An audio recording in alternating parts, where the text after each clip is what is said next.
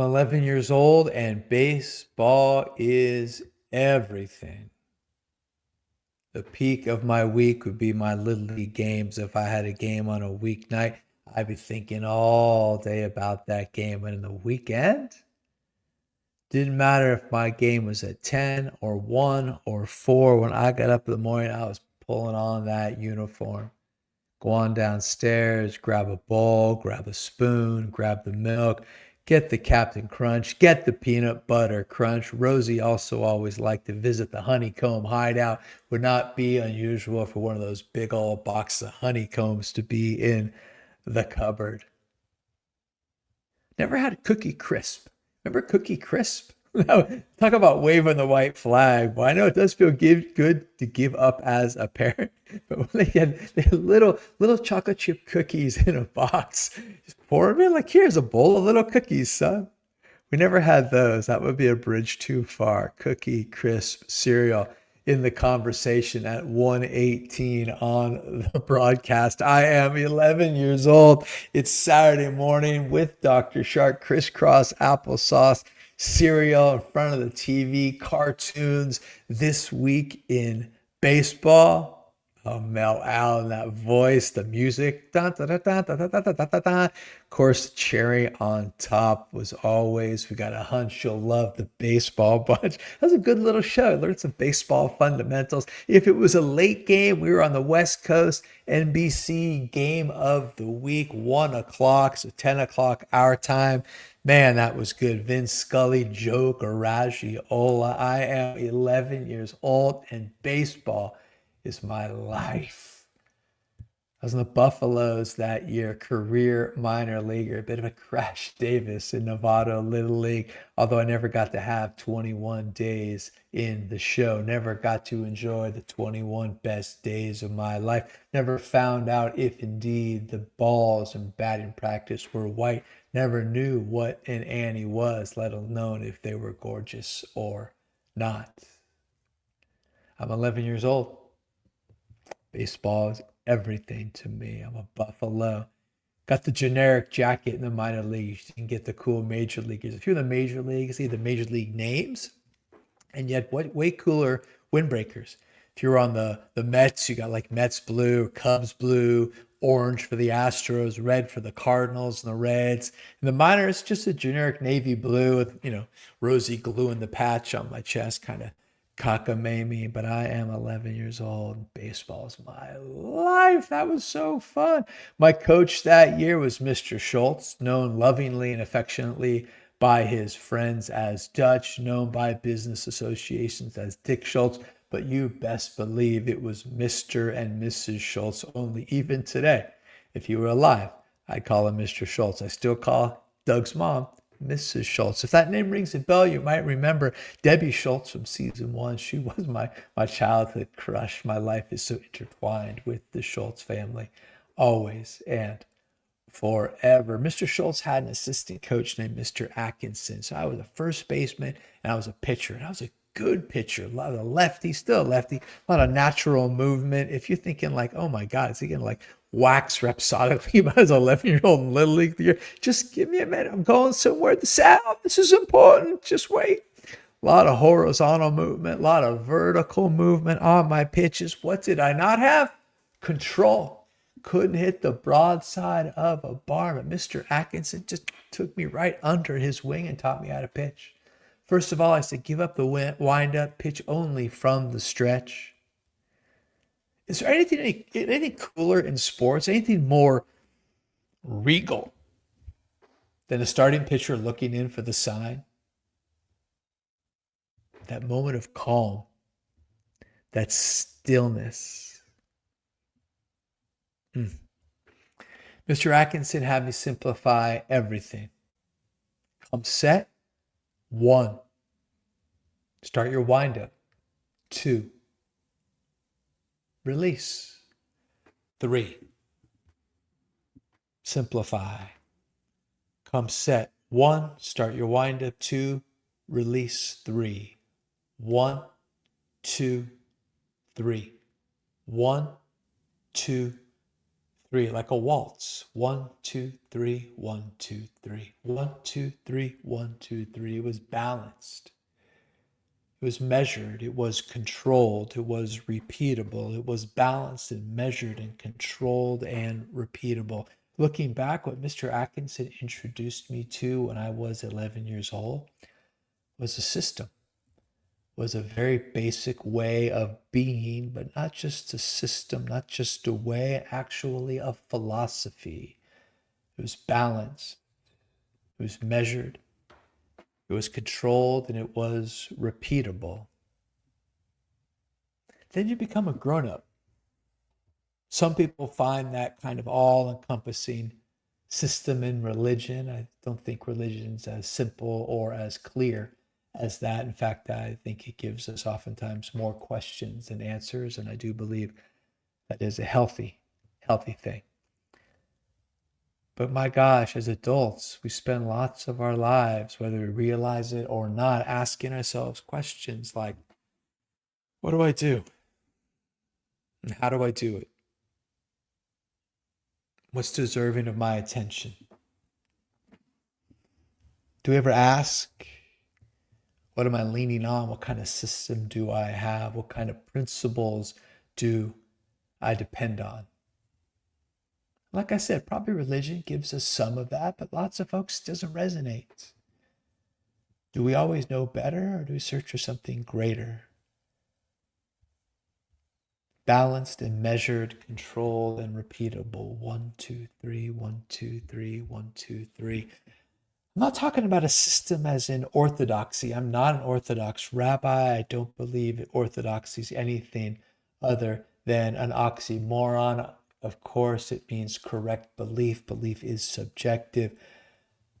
I'm not looking for any kind of hobby orthodoxy. Back in December, back in January, I was writing a lot, and I started writing kind of a system, a cards against time system, but not really a system. Even that is like, it's a cards against time practice.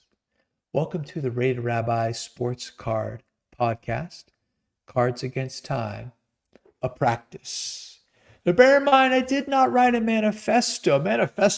Take yourself way too seriously. Can you even name 3 manifestos? I can give you 2, right? Top manifesto of all time, right? Got to be Apex Manifesto, 1948, Karl Marx, Friedrich Engels, the Communist Manifesto. They posited that all history is a record of class struggle, that capitalism inherently exploits the working class, the proletariat, and will inevitably be overthrown by a proletarian revolution, therefore replacing private property, creating a common ownership and a classless communist society. Didn't work, doesn't account for the human spirit, but definitely the best-selling manifesto, at least the best-selling I can think of. Number 2, you got to think on this one for a while to come up with another manifesto. I did.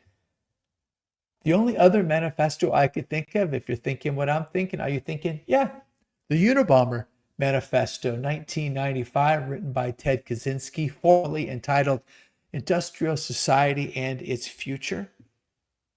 Kaczynski argued that modern technology and industrial society inevitably lead to the destruction of human freedom, autonomy, and dignity, creating widespread psychological suffering.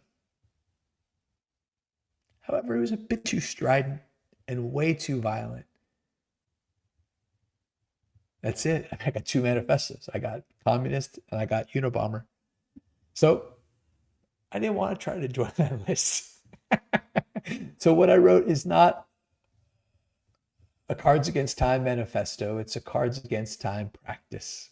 There's nothing about what I conceived of in absolute terms. There's nothing what I wrote that is a polemic. I'm not telling you or anybody else what to do. Instead, it's just for me, like these basic 10 principles that are meant to turn collecting cards into a practice. And all of it's undergirded by the belief that I have that we collect more than cards. In the end, we collect ourselves. Each principle begins with a brief summary sentence, and then has a paragraph sort of expanded upon following it. And today I just want to share the summary sentences. I don't want to go too long. Happy to send you the whole Cards Against Time practice. It's not very long. Each one is a very short paragraph. Message me on IG at Rated Rabbi or email me at the Rated Rabbi. Okay, here we go. 1 to 10. Gonna run them down for you. Cards Against Time, a practice. Number 1, savor the journey. Number 2, ask essentialist questions. Number 3, constraints create clarity. 4, tell a story. 5, play with your cards. 6, notice the hedonic treadmill. 7, build deep connections. 8, learn and teach. 9, be a part of the collecting community. Stand apart from the hobby. And number 10, be a mensch. Savor the journey. Ask essentialist questions. Constraints create clarity. Tell a story. Play with your cards. Notice the hedonic treadmill. Build deep connections. Learn and teach. Be a part of the collecting community, but stand apart from the hobby. And finally, be a mensch. Maybe I'll come back to these in future episodes, but these are really what are structuring how I'm collecting these days. They're just guides. They're not rules. It's not a systematic theological discourse. It's just a way I'm trying to enjoy this time while I have it. You know, balanced, measured, controlled, repeatable, something to return to. Aspirations. All right, Strongsville's plans. Let's talk a little Strongsville. I've been seeing all the Strongsville preview shows, hearing what people are looking for, hearing what their plans are for the days ahead. I know it's in Independence now, still keeping the name, which I think is kind of fun. Okay, here are my Strongsville plans. A flight from Oakland to Cleveland plus a hotel costs about $1,200 plus about $200 in transportation plus another couple $100 in food and incidentals. So what are we at, around $1,700? I am not going to Strongsville. I am delighted. I have found the quickest way to joy is to delight somebody else's joy. I am happy for you. I can't wait to live vicariously through those of you who are going, but I'd rather take all that cash and put it towards a card or two. I want to share a great card with you. It's 12 minutes and 59 seconds. I haven't looked at a card yet. Let me show you this one. On the screen, for those of you who are listening via podcast, this is a 1976 Topps card 462, highlighting the 1975 World Series. It's all chock full of Hall of Famers and other legends. Got 4 images in the corners, in the center, a 5th image in a diamond, all of them highlighting action from that great 1975 World Series, won, of course, in 7 games by the Cincinnati Reds. But what we all remember is the Game 6 walk-off by Fisk. Let's break it down. Top left panel, got Fisk coming into the dugout after scoring a run. I don't know if that's the home run or not, because they're all sort of in the dugout. I'm not sure. Didn't do enough research to know if that's the coming to the dugout after the walk-off home run or just another run he's scoring. Next to him, of course, holding 2 bats, the on-deck circle, was the Rookie of the Year and the American League MVP, Freddie Lynn. Top right-hand corner, rounding third in a trot. That's none other than Doggy, Hall of Famer Tony Perez. Get a little patch on the tuchus and a 5 from the third base coach. Bottom right-hand corner, Louis Tiant. Gotta have the best windup of all time. Luis Tiant, big high leg kick, bottom right, bottom left, beating out a hit. Looks like Charlie Hustle, Pete Rose, coming out of the box from the left side.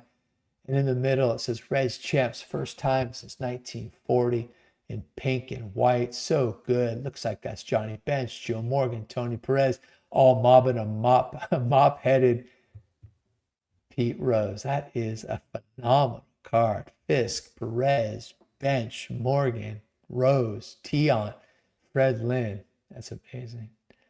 Oh, all right. Let me talk about one more thing. I also have a segment called such a goober. This is also a segment, Davey. I call it the did not buy card of the week. And this week, we don't have a card. What we have is actually this ticket. August 7th, 2007, Washington Nationals at the SF Giants. Barry Bonds, 756th home run off Nats reliever Mike Bassick. It's the plane ticket, one that you would have got from like Ticketmaster versus the season tickets, but nevertheless, still pretty historic, I think, in time. Actually, who knows?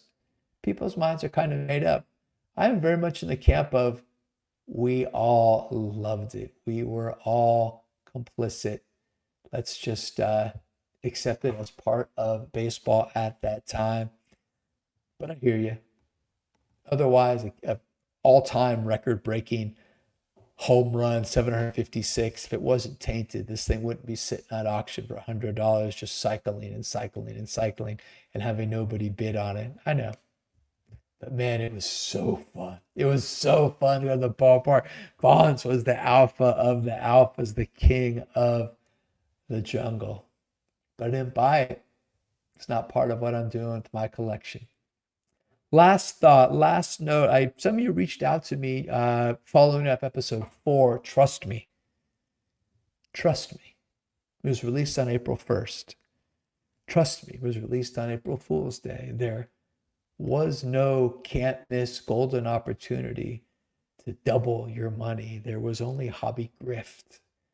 I was just having a little April Fool's fun. I was just straight grifting. The sad thing is that there are tons of people in the card collecting universe who are just straight grifting. We're taking advantage of people all the time with empty promises. Do your homework. Trust yourself. Okay, that's all for me today. Remember, we die how we live. None of us knows when that day will be. So be kind to others, be kind to yourself. Choose carefully what matters and leave the rest behind. Most of all, remember, it's just a ride. So long for now.